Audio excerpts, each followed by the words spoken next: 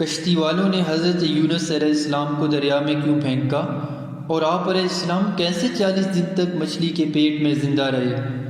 آج کا واقعہ حضرت یونس علیہ السلام کے بارے میں ہے۔ اس واقعے کا ذکر اللہ تعالیٰ نے قرآن میں بیان کیا ہے۔ ان کے قصے کو قرآن پاک کا انوکھا قصہ کہا جاتا ہے۔ روایات میں ہے کہ آپ علیہ السلام کا زمانہ نبوت 800 سال قبل از مسیح کا ہے۔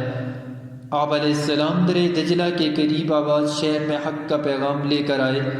اس شہر کی آبادی کم و بیش 1 لاکھ کے قریب تھی، جس کا ذکر قرآن مجید کی سورہ صافات میں کیا ہے۔ آپ علیہ السلام کو اللہ تعالیٰ نے 28 سال کی عمر میں نبوت سے نوازا۔ اللہ نے جب انہیں یہ ذمہ داری سونپی تو آپ علیہ السلام نے اس شہر کے لوگوں کو سیدھے راستے کی طرف بلانا شروع کر دیا۔ جب سیدنا یونس علیہ السلام حق کی تبلیغ کرتے، اس وقت ان کی قوم شرک اور کفر میں مبتلا تھی اور ایک اللہ کی عبادت چھوڑ کر کئی بتوں کو پوجا کرتے تھے، اور وہ لوگ کفر اور شرک میں ہر حد پار کر چکے تھے۔ دیگر قوموں کی طرح ان لوگوں کی ہدایت کے لیے بھی اللہ نے حضرت یونس علیہ السلام کو بھیجا۔ آپ علیہ السلام انہیں بتوں کی پوجا سے روکتے تو وہ لوگ انکار کر دیتے اور اللہ کی عبادت کرنے کے بجائے بتوں کی پوجا کرنے پر بازد رہے۔ آپ علیہ السلام نے بار بار ان کو سمجھایا اور شرک ترک کرنے کا حکم دیتے رہے، لیکن ان کی قوم اپنی سرکشی سے باز نہ آئی اور آپ علیہ السلام کو جھٹلانے لگے۔ نہ صرف جھٹلایا بلکہ آپ علیہ السلام کو نقصان پہنچانے کے منصوبے بھی بنانے لگے۔ اس صورت میں اللہ تعالیٰ نے حضرت یونس علیہ السلام کو حکم دیا کہ اپنی قوم کو بتا دو کہ 3 دن کے اندر ان پر عذاب آنے والا ہے۔ اس کے بعد حضرت یونس علیہ السلام نے اپنی قوم کو عذاب کی وعید سنائی، جس سے وہ سخت پریشان ہو گئے، کیونکہ وہ جانتے تھے کہ اب آپ علیہ السلام کبھی جھوٹ نہیں بولتے۔ انہوں نے مل بیٹھ کر یہ فیصلہ کیا، اگر سچ میں اللہ کا عذاب آنے والا ہے تو پھر یقیناً آپ علیہ السلام اس شہر میں نہیں رہیں گے اور وہ یہاں سے چلے جائیں گے۔ اس رات حضرت یونس علیہ السلام شہر چھوڑ گئے۔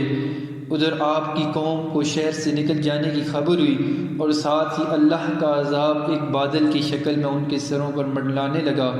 جب انہوں نے یہ منظر دیکھا تو گھبرا گئے اور خوف کے مارے حضرت یونس علیہ السلام کو ڈھونڈنے لگے تاکہ ان کی بات مان لیں اور اس عذاب سے بچ سکیں، لیکن تب تک بہت دیر ہو چکی تھی اور حضرت یونس علیہ السلام دور نکل چکے تھے۔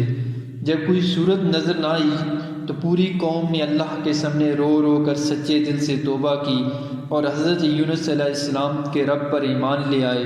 اس پر اللہ نے ان کے حال پر رحم کیا اور ان کی توبہ قبول کر کے انہیں معاف کر دیا۔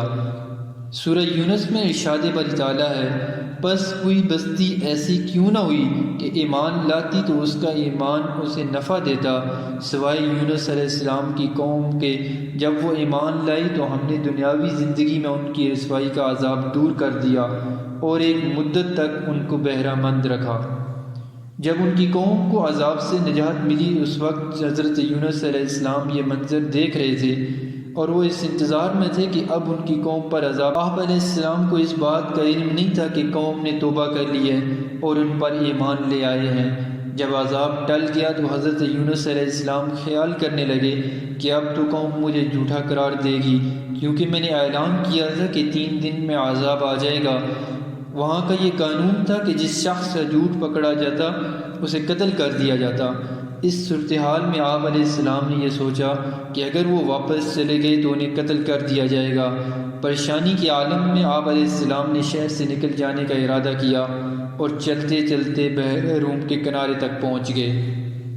وہاں پر ایک کشتی دیکھی جس پر لوگ سوار تھے۔ آپ علیہ السلام نے ان لوگوں کو پہچان لیا اور ان کے ساتھ سوار ہو گئے۔ جب کشتی مسافروں کو لے کر روانہ ہوئی تو سمندر کے درمیان میں پہنچ کر ہچکولے کھانے لگی اور پھر سمندر کے درمیان رک گئی۔ اس موقع پر کشتی والوں نے صدا لگائی کہ ہماری اس کشتی میں کوئی ظالم، گناہ گار یا بھاگا ہوا غلام سوار ہو تو کشتی خود رک جاتی ہے، اس لیے کوئی ایسا شخص ہے تو وہ رضاکارانہ طور پر خود نکل جائے تاکہ اس کی وجہ سے باقی لوگوں کو نقصان نہ ہو۔ اس اعلان پر حضرت یونس علیہ السلام نے کہا، ہاں میں ہی بھاگا ہوا غلام ہوں۔ انہوں نے ایسا اس لیے کہا کیونکہ انہوں نے اپنا شہر قتل ہونے کے ڈر سے چھوڑ دیا تھا، نہ کہ اللہ کے حکم پر۔ آپ علیہ السلام نے کشتی والوں سے کہا مجھے دریا میں ڈال دو تو تم سب اس عذاب سے بچ جاؤ گے۔ کشتی والے اس پر تیار نہ ہوئے اور فیصلہ کیا کہ قرعہ ڈالا جائے، اور انہوں نے قرعہ اندازی کی تو پرچی پر حضرت یونس علیہ السلام کا نام ہی نکلا۔ اس پر کشتی والے حیران ہوئے، لیکن اس پر انہوں نے پھر قرعہ نکالنے کا فیصلہ کیا، اور اس طرح کئی بار قرعہ ڈالا گیا اور ہر بار آپ علیہ السلام کا نام ہی آتا رہا۔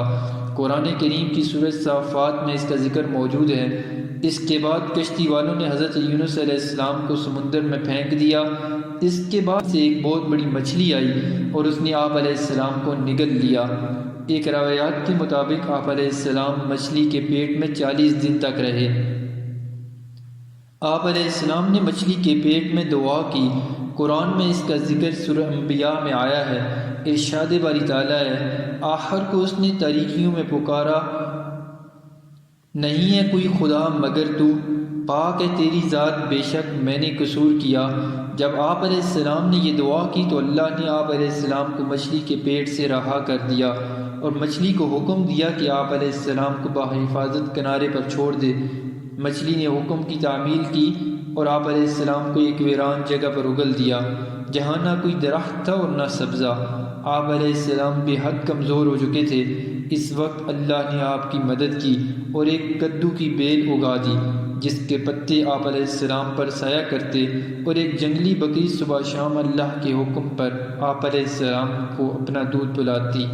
جب آپ میں کچھ توانائی آئی تو آپ اپنی قوم کے پاس چلے گئے، جہاں سب لوگ آپ پر ایمان لے آئے۔ ناظرین، اس قصے میں عقل والوں کے لیے نشانیاں ہیں۔ اگر یہ پیغام آپ کو اچھا لگا ہے تو اس ویڈیو کو لائک اور اس کو اپنے دوستوں کے ساتھ ضرور شیئر کریں۔